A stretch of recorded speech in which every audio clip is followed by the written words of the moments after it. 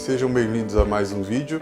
Hoje nós estaremos conversando com o Dr. Valdemar Ramos. Ele é especialista na Previdência, no Direito Previdenciário. E hoje nós vamos tratar sobre as razões, os motivos pelos quais é necessária a reforma da Previdência. O que levou o governo a propor essas alterações na Previdência. Seja bem-vindo, Dr. Valdemar.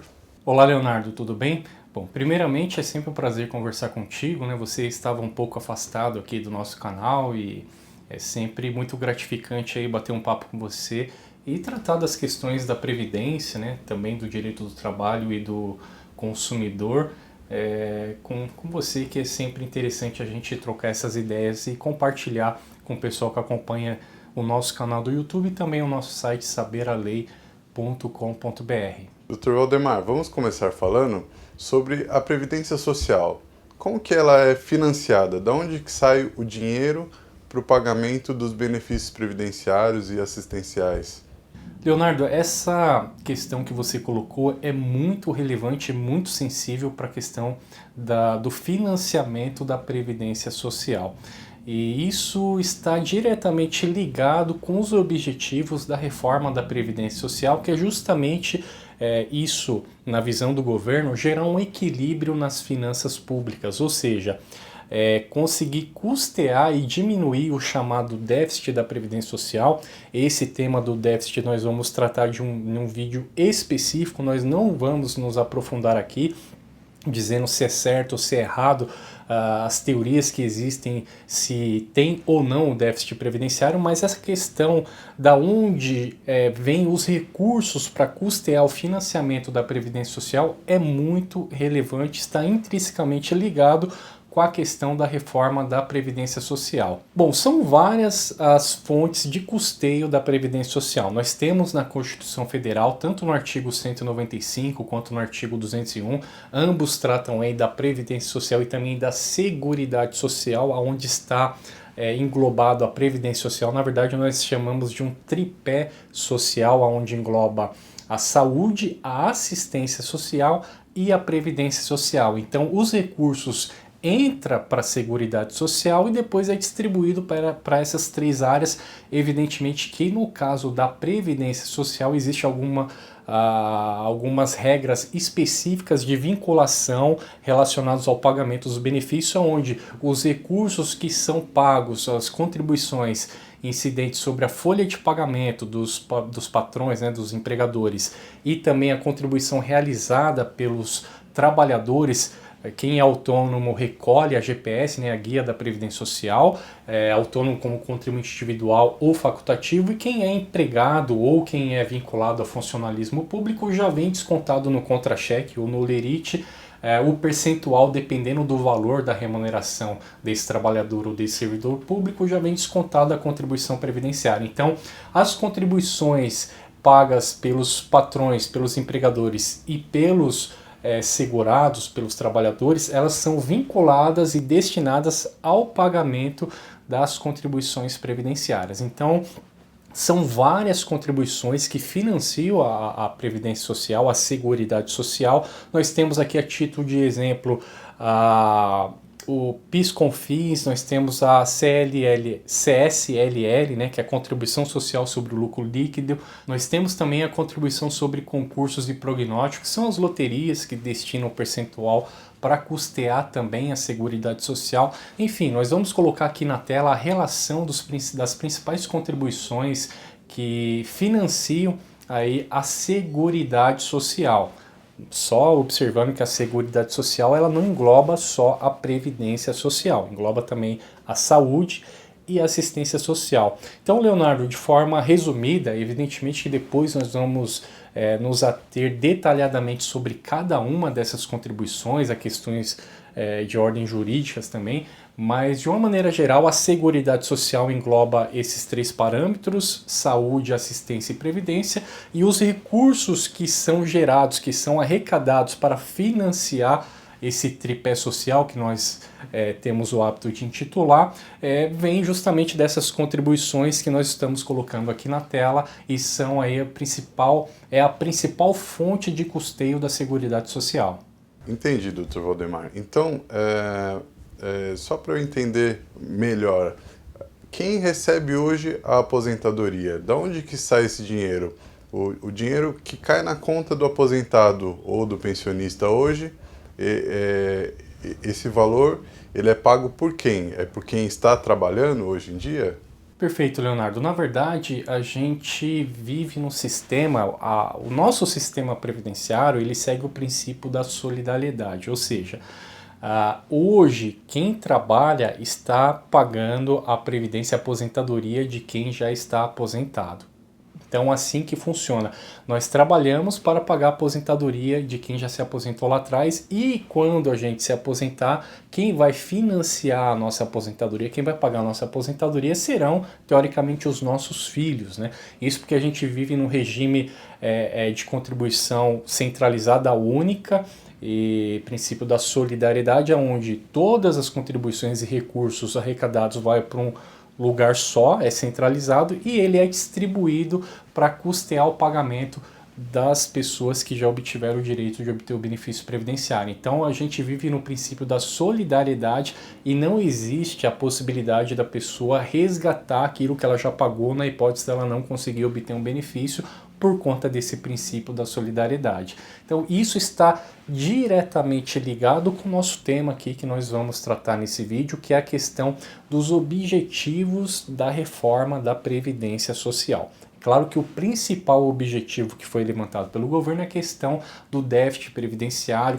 Eu não vou mencionar aqui, existem vários estudos, você pode entrar no site da Previdência, previdencia.gov.br, ou na internet você vai encontrar bastante informação relacionadas à questão do déficit previdenciário, da crescente dívida que a Previdência Social está gerando, um rombo, digamos assim, no orçamento do governo.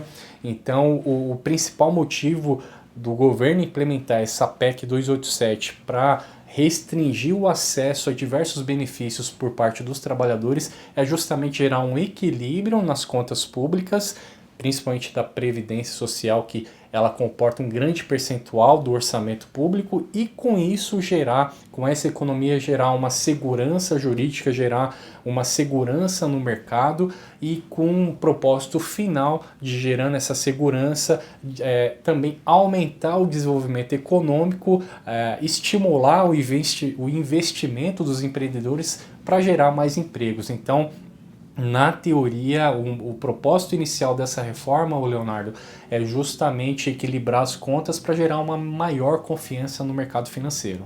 Entendi, Dr. Valdemar. Então, apenas para resumir, o principal objetivo é gerar um equilíbrio financeiro entre os créditos e os débitos da Previdência Social e aí, posteriormente, poder gerar mais emprego e desenvolvimento para o país, é isso mesmo? Exatamente, mas nós consideramos que esse objetivo, Leonardo, por parte do governo, que na teoria seria interessante reduzir as despesas com a Previdência Social, com a Seguridade Social como um todo, né? Existe uma polêmica que nós vamos tratar em outro vídeo, que é a chamada DRU, que é a desvinculação das receitas da União, onde o governo ele retira recursos da Seguridade Social para investir em outras áreas. Então existe uma grande polêmica, uma grande discussão em relação a isso. Se o governo está querendo equilibrar as contas da Previdência, não teria justificativa plausível para ele retirar o superávit da Seguridade Social, retirar esse dinheiro para empregar em outras áreas, uma vez que hoje as contas, na visão do governo da Previdência Social, as contas da Previdência Social, está aí com um déficit muito grande, mais de 80 bilhões, então não teria lógica ele retirar dinheiro da onde ele está alegando que tem um déficit gigantesco e com uma expectativa de crescimento muito grande. Mas no nosso ponto de vista, essa discussão da reforma da Previdência, essa questão do equilíbrio das finanças públicas, é uma questão que ela está sendo vista de forma equivocada do nosso ponto de vista. Isso porque, Leonardo, na verdade, o que nós deveríamos discutir hoje no Brasil é a questão da geração do emprego, da melhoria tecnológica e da mão de obra para justamente preparar hoje a força de trabalho, os jovens que hoje estão ingressando no mercado de trabalho, a conseguir um lugar nesse novo mercado, nessa nova realidade mundial que está se apresentando.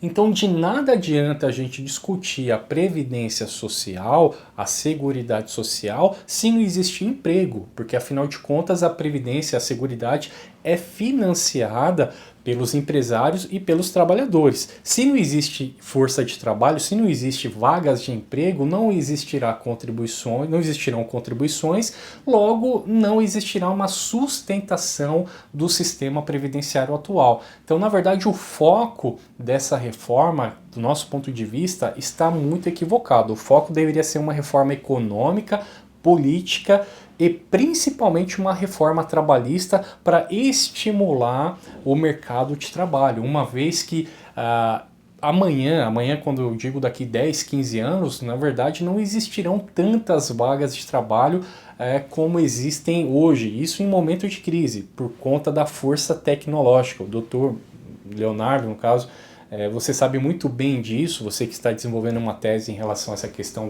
do desenvolvimento tecnológico. A força de produção, quando empregada com o emprego da tecnologia em si, ela reduz muito a vaga de emprego, porque o empresário, e não tem nada de errado nisso, o empresário ele quer oferir mais lucro gastando o menor possível, menor valor possível. Isso é um princípio até de economia, de administração. A pessoa tem que, com pouco recurso, gerar bastante, produzir bastante. E é uma situação comum, é uma situação normal, ele não está agindo de forma errada fazendo dessa forma. Só que isso acarreta um prejuízo para a nação, um prejuízo para o Brasil, porque se hoje uma fábrica, vamos exemplificar uma fábrica que produz automóveis ou eletrodomésticos, ela precisa ali de 300 funcionários. Com o emprego da tecnologia, essa fábrica vai reduzir a 50 funcionários por conta das máquinas, da robotização que vai produzir aquele produto, aquele equipamento para venda. Então isso vai gerar de certa forma uma diminuição da carga tributária, vai diminuir a folha de pagamento desse empresário, isso vai fazer com que ele possa vender esse produto ou eletrodoméstico mais barato, então ele vai conseguir vender um pouco mais e oferir mais lucro. Então não tem nada de errado nisso. Só que o problema é que essas pessoas que vão manusear esses equipamentos, essa questão do emprego da tecnologia vai diminuir de forma muito significativa a quantidade de vagas de emprego, e para isso nós precisamos ter alternativas, nós precisamos abrir novas possibilidades de empregos, e essas pessoas que hoje estão com 40, 50 anos de idade, estão contribuindo, elas não vão ter condições de ingressar nesse novo mercado de trabalho que está se apresentando, como por exemplo a questão do Uber, que está gerando várias polêmicas e está gerando emprego e tirando muito emprego também. Então, são questões polêmicas a serem tratadas que devem ser um objetivo do governo, que não só a questão da reforma da Previdência, que é algo secundário, porque uma vez que não se tem emprego, não se tem aposentadoria, e vai gerar uma miserabilidade muito grande, porque essas pessoas, além de não conseguir ingressar no mercado de trabalho, essas pessoas não vão contribuir, não vão atingir o número mínimo de contribuições necessárias para ter acesso ao benefício previdenciário de acordo com as novas regras, e com isso essa pessoa vai perecer e vai sofrer muito em relação à questão econômica, Leonardo. Muito bom, doutor Waldemar. Então, só para simplificar, me parece que o governo se preocupou em diminuir os custos da Previdência, mas não se preocupou, em outro lado, em manter a arrecadação. Talvez essas medidas acabem até indo contra um equilíbrio fiscal mais futuramente. Talvez seria interessante, cumulativamente, também investir em qualificação profissional da população como um todo, para que possa se readequar e se encaixar no mercado de trabalho em razão das novas tecnologias que vêm surgindo ao longo dos tempos. É isso mesmo? Exatamente, Leonardo. Do nosso ponto de vista, eu acho que o governo, de certa forma, a reforma da Previdência, ela é necessária, mas é necessário que seja feita uma reforma séria. O que está acontecendo, como ocorreu também em vários governos, não é o governo atual que está agindo de forma errada ou exagerada, todos os governos realizaram dessa forma. Tanto aquelas mini reformas que ocorreram para melhorar e ampliar os benefícios previdenciários foram equivocadas, quanto essa reforma que está ocorrendo atualmente, que ela vai restringir de uma maneira muito severa o acesso aos benefícios previdenciários, também errada. Por que os dois lados estão errados? Porque quando surgiram várias reformas que veio ampliar os direitos sociais, isso de certa forma é bom, mas isso não ocorreu com o propósito de realmente gerar um equilíbrio e uma consistência no sistema previdenciário. Porque não se foi realizado nenhum estudo como quando, por exemplo, se ampliou e aumentou o valor da pensão por morte, quando se estabeleceu a acumulação dos benefícios de pensão por morte com a aposentadoria, quando também foi estabelecido a questão dos rurais de não realizarem as contribuições, quando foi implementada a Lei 8.213 de 91, logo após a Constituição de 88. Então, nesse momento, não foi feito um estudo para se implementar as regras previdenciárias de uma maneira longa e duradoura e segura, para gerar uma segurança jurídica para quem está ingressando no sistema, saber que depois de determinados anos ou com determinada idade, ele poder ter acesso a um benefício previdenciário. Nunca aconteceu isso, porque a cada 2 anos sempre ocorreu uma alteração significativa no sistema previdenciário. Então hoje, digamos que essas novas regras mais severas sejam aprovadas, daqui a 5 anos nós não sabemos se no próximo governo vai haver uma nova reforma da Previdência e se vai piorar ou melhorar a situação. Nós não temos uma segurança jurídica, nós não temos uma segurança do Congresso Nacional e nem do Poder Executivo de que as regras do direito previdenciário elas vão permanecer. Do nosso ponto de vista, essas regras previdenciárias que são tão sensíveis, né, que mexe ali com a sobrevivência mesmo do trabalhador do segurado, elas deveriam ser consideradas cláusulas pétreas e qualquer tipo de alteração que fossem realizadas nessas regras, elas deveriam observar no mínimo um tempo de 10 anos. Então, a cada 10 anos não poderia se alterar as regras previdenciárias. E quando fosse realizado qualquer tipo de regra, deveria se estabelecer regras muito claras no sentido de garantir os direitos garantidos dessas pessoas que já vêm contribuindo e estabelecer algumas regras de transição mais elástica para justamente dar tempo do trabalhador que já está contribuindo se preparar para essa nova realidade. O que não acontece, a regra entra em vigor, quem faltava aí 6 meses ou 1 ano para se aposentar já cai numa regra de transição, se tiver 45 ou 50 anos, nós vamos tratar disso depois,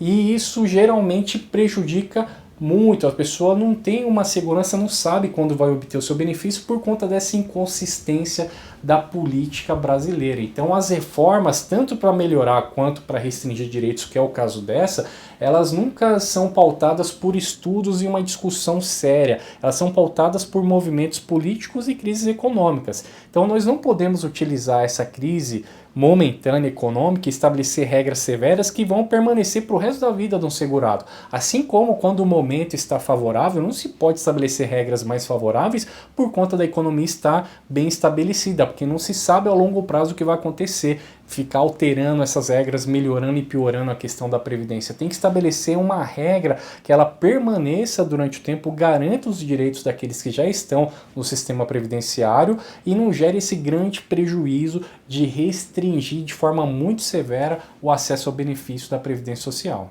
Bom, para finalizar, Dr. Waldemar, eu gostaria que o senhor respondesse mais 2 perguntas aqui para os nossos espectadores do Saber a Lei. Primeiro, o senhor não acha que essas reformas, e principalmente com relação a essas regras de transição, violam o direito adquirido das pessoas que já estão contribuindo? E, em segundo lugar, quais são as principais regras, principais alterações que vão ser trazidas com essa reforma previdenciária que está sendo proposta pelo governo atual? Leonardo, são 2 perguntas extremamente relevantes, inclusive em relação à regra de transição em direitos adquiridos. Eu quero convidar você a assinar o nosso canal aqui no YouTube ou assinar o seu e-mail no nosso site saberalei.com.br. Nós vamos disponibilizar vários vídeos específicos tratando de cada um dos pontos da reforma da Previdência Social. Então é um assunto muito delicado que nós vamos responder com mais profundidade em um vídeo específico. Mas só para a gente aqui mencionar o assunto em relação à primeira parte da sua pergunta, embora exista na Constituição Federal a garantia de proteção aos direitos adquiridos, ou seja, na visão da legislação previdenciária, se a pessoa hoje já possui um determinado tempo de contribuição que gera o direito a algum benefício previdenciário, digamos que hoje a pessoa já, se for homem, já possua 35 anos de contribuição, ou mulher 30 anos de contribuição, ou aposentadoria especial 25 anos, dependendo da categoria, pode variar de 15, 20 ou 25. Mas se essa pessoa já possui esse tempo de contribuição necessário e já implementou as condições de obter o benefício hoje ou antes de entrar em vigor essas novas regras sendo aprovadas, essa pessoa terá o direito adquirido de obter o benefício nas regras atuais e ela poderá optar entre já obter o benefício nas regras atuais ou obter o benefício com a nova regra. Então ela poderá fazer a opção, evidentemente que se ela optar em requerer o benefício na nova regra, geralmente ela terá que contribuir um pouco mais, mas isso depende de cada caso específico de análise individual dos documentos de cada um para verificar qual é a melhor opção. Agora, o que existe em relação a essa regra de transição é que quem já está no sistema e não implementou todas as condições passa por essa regra de transição, geralmente tem que contribuir 50% a mais do que faltava para essa pessoa obter o benefício previdenciário, para ela implementar as condições de ter o benefício previdenciário, isso na hipótese dela não já ter todo o tempo necessário para obter a aposentadoria hoje no regime atual. Sendo aprovado o novo regime, se for mulher com 45 anos e homem com 50 anos, vai cair nessa regra de transição. O que vai acontecer é que ele vai pagar um pedágio de 50% a mais do que faltava para ele obter a aposentadoria, e aí ele obtém, pagando esse pedágio, o benefício. Ele não vai precisar respeitar a idade de 65 anos, ele vai ter que respeitar o pedágio a mais que ele vai ter que pagar de 50% a mais do que faltava para ele obter o benefício na hipótese dessa reforma ser aprovada como foi proposta. O que, do nosso ponto de vista, nós entendemos que é muito prejudicial, e isso nós vamos esclarecer no vídeo específico, mas apenas para introduzir o assunto, é que, na verdade, essa regra de transição, do nosso ponto de vista, viola o direito adquirido do trabalhador, porque a regra que ele deveria respeitar é a regra de quando ele ingressou no sistema previdenciário, e não a nova regra pagando pedágio para ter acesso ao benefício. Mas é uma discussão muito longa, muito técnica, que nós vamos deixar para um vídeo específico, mas a primeira parte da sua pergunta eu acredito que a gente conseguiu responder. Em relação à segunda parte, quais são os principais pontos que o governo está atacando para implementar essa reforma? São vários, doutor, nós vamos tratar individualmente de cada um, mas de forma resumida. É o estabelecimento de 65 anos de idade para homem e para mulher para obter aposentadoria. A questão da aposentadoria integral exigir 49 anos de contribuição, o que é um absurdo do nosso ponto de vista. A redução da pensão por morte em 50%. Em relação ao benefício assistencial, o BPC ou LOAS, mais conhecido como LOAS, a desvinculação do valor mínimo que é pago por esse benefício. Hoje ele tem o valor de um salário mínimo, mas com a reforma da Previdência vai desvincular o reajuste desse benefício essencial pelo salário mínimo, e esse benefício vai ser regulamentado por uma lei própria, onde vai estabelecer que o reajuste pode ser abaixo de um salário mínimo, logo o valor pago desse benefício poderá ser abaixo de um salário mínimo também. Isso vai acontecer com a pensão por morte também, que será possível pagar um valor abaixo de um salário mínimo. Então são várias restrições, que nós vamos tratar delas de forma individual em cada um dos vídeos que nós vamos disponibilizar, mas de maneira geral os principais pontos atacados são esses. Em relação também à aposentadoria especial, vai passar a exigir uma idade mínima também e vai aumentar o tempo de contribuição. A aposentadoria, por exemplo, para ter acesso, hoje tem a aposentadoria por idade que exige 15 anos de contribuição, 60 anos homem, 65 anos ao contrário, melhor dizendo, 60 anos mulher e 65 anos homem. Com a nova regra vai acabar com a aposentadoria por tempo, vai acabar com a aposentadoria por idade, vai existir a aposentadoria única com tempo mínimo de 25 anos de contribuição. não vai existir mais o fator previdenciário, não vai existir mais a fórmula 85-95, que no nosso ponto de vista era uma fórmula muito justa, muito correta. Ela também vai deixar de existir com a implementação das novas regras da reforma da Previdência, dentre vários outros tópicos estabelecidos, mas que não tem como a gente tratar tudo aqui, porque esse vídeo ficaria muito extenso. Mas de maneira resumida, Leonardo, para a gente concluir esse vídeo, qual é o objetivo da reforma da Previdência? O objetivo principal do governo: reduzir as despesas com a Previdência Social, que na visão do governo as contribuições destinadas ao pagamento exclusivamente dos benefícios previdenciários não está cobrindo, não está havendo um equilíbrio. A despesa com benefício previdenciário está sendo muito maior do que a arrecadação das contribuições, porque o governo não está considerando a seguridade social. Isso nós vamos tratar em outro vídeo, onde nós esclarecemos a questão do déficit, se existe ou não e como que ele é considerado. Então, o objetivo do governo é economizar, com essa economia equilibrar as contas públicas, estimular o mercado financeiro e econômico e, com isso, gerar mais empregos e estabilizar a economia. Então, esse é o objetivo apresentado pelo governo, ao qual nós discordamos, como nós já mencionamos. Na verdade, a gente não tem que discutir previdência, a gente tem que discutir emprego, revolução tecnológica, as novas formas de ingresso ao trabalho, para que isso possa sustentar a previdência. Não adianta só reduzir os direitos previdenciários se não se tem meios de gerar emprego, de nada vai adiantar. Então, de forma resumida, doutor, são essas as considerações que a gente tinha para passar em relação aos objetivos da reforma previdenciária. Bom, esse foi o Dr. Valdemar Ramos. Agradecemos a ele pelos esclarecimentos com relação a esse assunto tão importante que é a reforma da Previdência. Nós tratamos aqui das principais razões da reforma da Previdência, quais serão as principais mudanças que estão sendo propostas pelo atual governo, e agradecemos a todos por terem assistido o nosso vídeo até o final.